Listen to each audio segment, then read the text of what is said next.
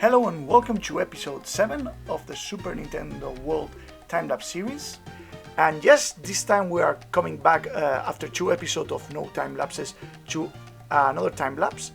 And in this episode I'm going to make, as you can see, the queue area of the Yoshi Darkride. So we are now working on inside the ride, even if it isn't the real ride itself, but only the queue area. And first of all, if you hear some explosions on the mic, don't be afraid, because we are on festivities in my city, the Fallas festivities.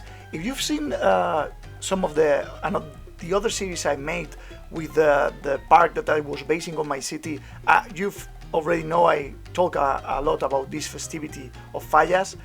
And yeah, it started just this month here, so children and adults are just throwing fireworks in the streets. So if you hear explosions or something like that, don't be afraid, it's only people just throwing some fireworks. And yeah, after this caution message, I have to say also that I had a bunch of problems on this making not the video itself, but actually working on the park, with a huge error the game had. The game broke a bunch of times. I will explain it at the end of the video, but I get more in detail. But yeah, let's start talking of what I wanted to make here. So the queue is going to be broken in 3 parts, and the first part is going to be Super Mario Bros. 1 underground area, as you can see in the time lapse right now.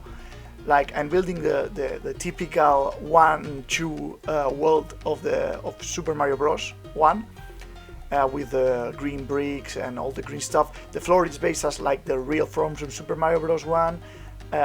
There's the red elevator things that you have in the game also. And I also made the background, and you will see it in a few moments with the lights and things. That's based on the Super Mario All-Stars graphic remake that Super Mario Bros. 1 had for the Super Nintendo. And that's the only change that was not really classic Super Mario Bros. 1, but the rest are usual Super Mario 1 sprites. So what I did here was separate each queue area with a pipe, like a pipe tunnel, and you go through the pipe tunnels that are like those passageways, those corridors that you find in some rides. In the queue of some rides you find corridor, cattle pen. So each cattle pen here is a different Super Mario Bros. Room. And the next room you will see, it's based on Super Mario World. And the third room, that it's the ending part of the queue, I haven't done it yet, it's not in this video, but it will be in the future, and it's based on Yoshi Island Underground. And as you can see, I'm starting right now with the Super Mario World stuff. And the Super Mario World, of course, is also based on Super Mario World Underground.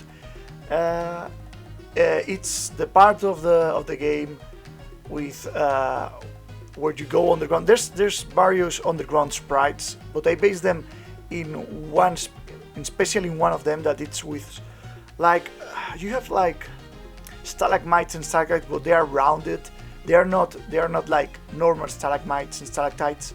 They're in the background, and the cute thing of it's they have some like gems on them, so they go on and off randomly.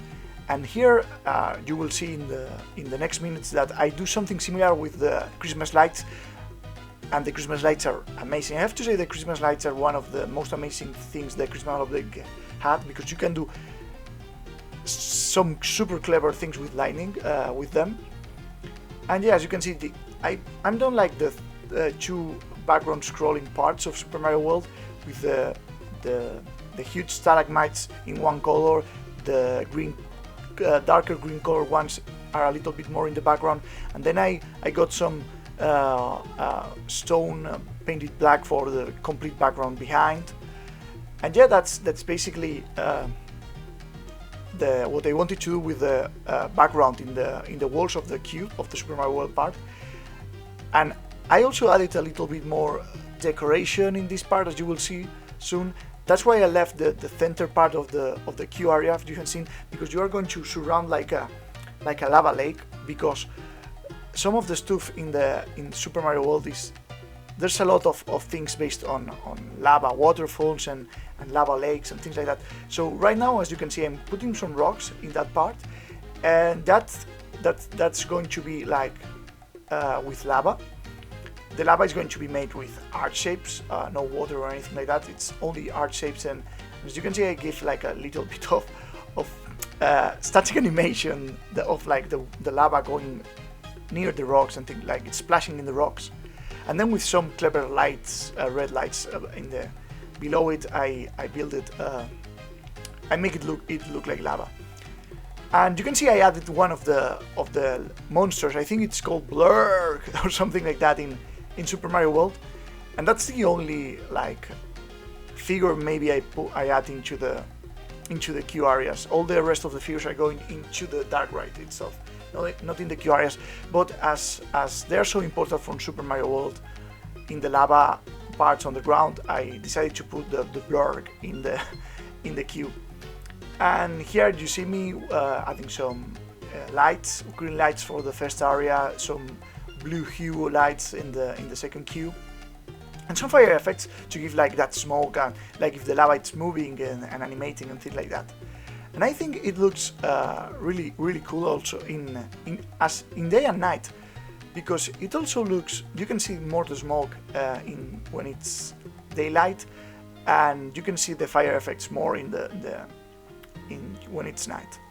So you are watching here how I'm putting the small gems in the rocks in the background, and they are just like a little bit. I just wanted to show one of the lights of the short lights of the Christmas theme, and they go randomly on and off, and they look super cool because they make like this pattern that you are in a real cave and gems, and some light enters and strikes the gem, and the gem creates like lights on and off, but in reality it's not a light, it's only a gem in the rocks. And I think it accomplishes what I wanted, because it looks a lot like the original background in the Super Mario World game that I have said many times that it's probably my favorite second and my 2D Super Mario game. And right now I'm making the fast pass queue area of the right, and I wanted to do like a joke. You remember like in Super Mario Bros. 1, if you went through the top of the second level of the underground level, you find like a secret, and it's like the warp zone, and there was a text that say "Welcome to Warp Zone."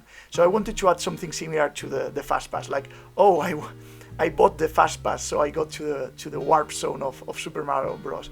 You don't see the Super Mario World area, sadly, if you buy the fast pass, but I think it's something cool to have, like you are warping through a pipe to get like faster to the ride itself.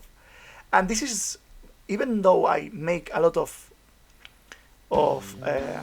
things with the art shapes in this episode, I didn't record it because it's too time consuming. They take a lot of time, and I haven't if I did record all those logos I'm going to show in a moment, it will make the recording too long, and I didn't want that. I didn't want to pass more than 20 minutes. But in just a matter of seconds, I'm going to show you how the errors that Planet Coaster gave me because of the logos and stuff. And I'm going to show you not in time-lapse form, but indirectly. So I see you in a few seconds. Goodbye for now. So now I wanted to show you something that was really problematic, and is this thing. Yeah, I made like the right logo and the Universal Express logo also. Attraction entrance with the wait times. It's really similar to all the entrance of the rides in the Universal parks, because this is of course a Universal park. And the problem was actually that yesterday I was trying to record this time lapse. I didn't want to show you this part without time lapse. I actually wanted to show you with a time lapse, but the game, it just broke. Like, every time I try to move these pieces that I built here, and I will show you now, like, okay, so I usually build my most complicated pieces in my own, like, small workshop outside of the area. And I made first the Universal Express logo. That was not really well done the first time I made it, but one of my friends on Discord, Ad4TV, you maybe know it because he also makes some Planet Coaster videos.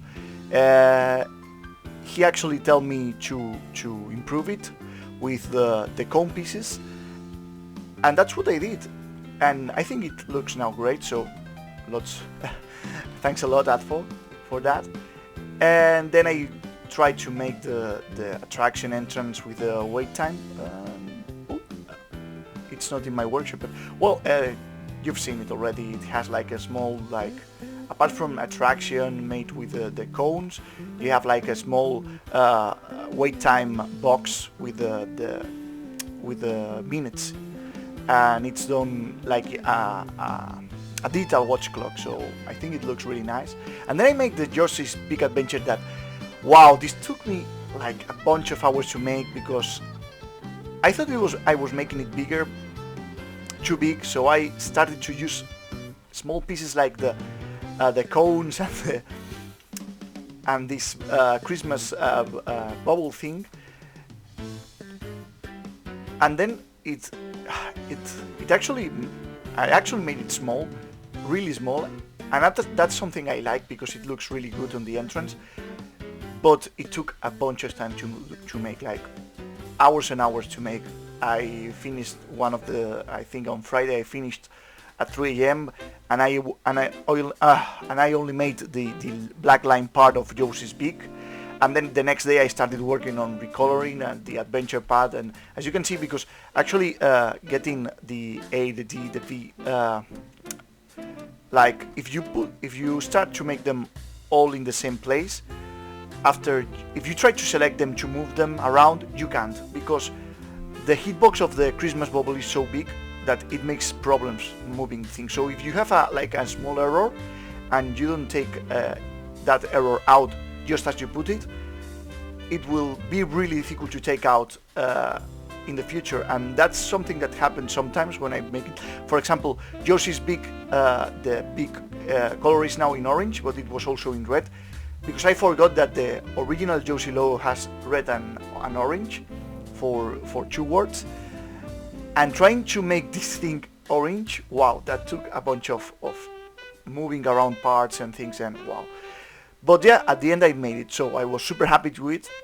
I made it like in a cloud, and I wanted to move it. And when I move it, here the game broke. And I said, okay, maybe it's a random error. And I tried to put it again, and the game broke again. Okay, and you have to hear me. This takes like 3 minutes, 5 minutes to load my save. So every time the game broke, I had to load the game again, and it was super frustrating. So yesterday afternoon I was all the time trying to put the logo in, it broke. Trying to put the logo in, it broke. I couldn't even get it near it. So then I started to make tests, and moving the logo, for example, here, in this part, and that's why I'm using the mouse right now, it didn't break. It's really strange. So wait, and if I make a lot of duplicates, maybe because I thought, well, maybe I have a problem. I just got the max amount of pieces you can in a park with, I think I have something like around 122,000 pieces right now. And I started to duplicate the logo, that it's around 1,500 pieces, and the game didn't break. The game just worked the same. Even the frame per second didn't go down. I don't know why. So okay, that was a good thing.